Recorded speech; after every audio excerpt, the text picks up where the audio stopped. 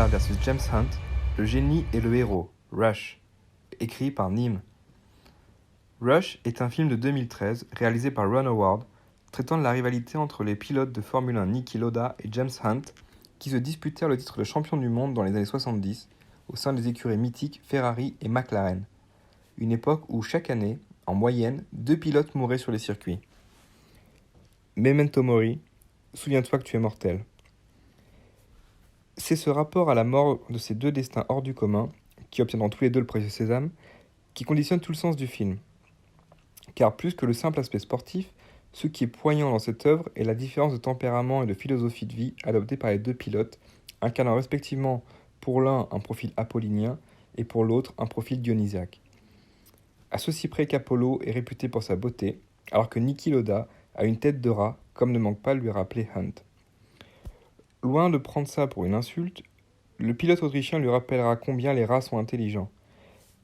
Car s'il est un trait caractéristique chez Lauda, c'est bien son intelligence et sa ruse. La raison contre la passion. Parlons des buts de chacun, justement.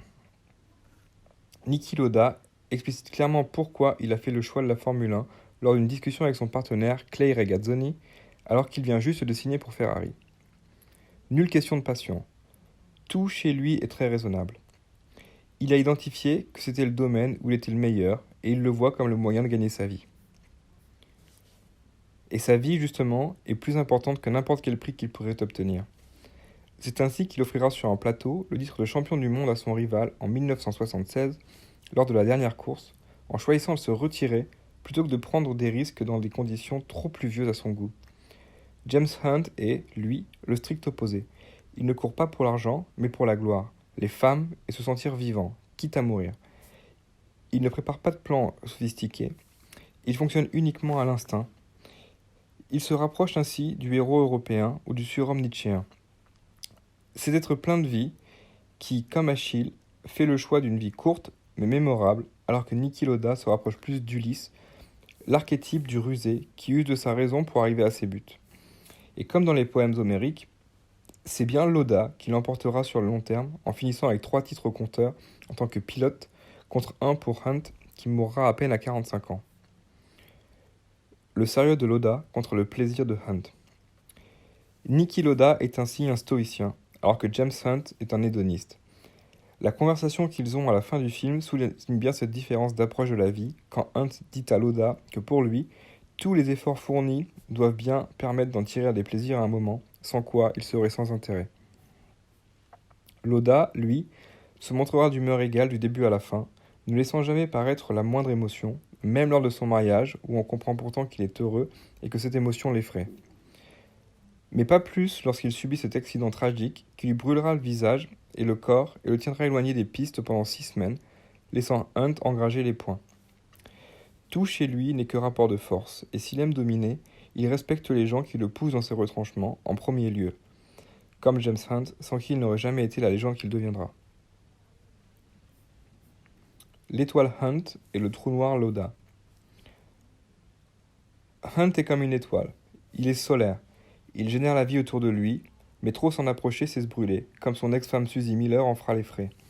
Il brûle très fort, jusqu'à atteindre son apogée, comme une géante rouge, avant de décliner pour devenir une naine blanche. Une fois que Hunt atteindra son but suprême de gagner un titre de champion du monde, il ne sera plus jamais aussi compétitif. Il continuera sa vie de playboy et quittera la course automobile 2 ans plus tard. Lauda est l'opposé, mais il n'est pas lunaire, c'est un trou noir. Il est supérieur à l'étoile qu'il pourrait absorber sans broncher. Si Hunt parvient à gagner, c'est uniquement car il l'a décidé. Alors que Hunt attire les gens par sa joie de vivre, Lauda les force à le suivre en définissant les règles d'interaction. L'exemple le plus criant étant la façon par laquelle il accède à la Formule 1.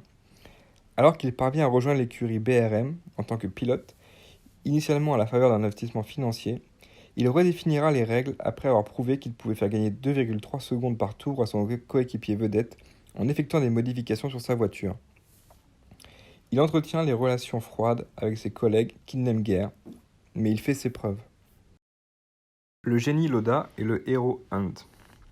Mais alors lequel de ces archétypes est le meilleur ? Le génie, ce monstre de travail disposant d'un cerveau attiré par la compréhension des systèmes, ou le héros, cet être charismatique qui œuvre à sa gloire individuelle et recherche la liberté. Si j'observe une supériorité effective en termes de résultats de la personnalité de Lauda, qui allie discipline, intelligence et méthode, j'aime la part de chaos et de vitalité chez Hunt. Je ne saurais me prononcer. Je suis de naturel proche de Niki Lauda, et c'est sûrement pour cela que j'ai une forme d'admiration, voire d'envie, pour les archétypes comme celui de Hunt. Lauda lui-même confiera cette envie sur la fin. On pourra nourrir des regrets, à voir Hunt ne pas pousser son potentiel plus loin, lui préférant un bon équilibre avec une vie riche en plaisir.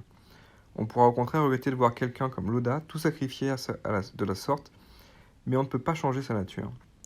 Niki Lauda était sûrement très haut sur le spectre de l'autisme. Il n'aurait pas pu être différent, quand bien même il le choisirait. Il en va de même pour Hunt.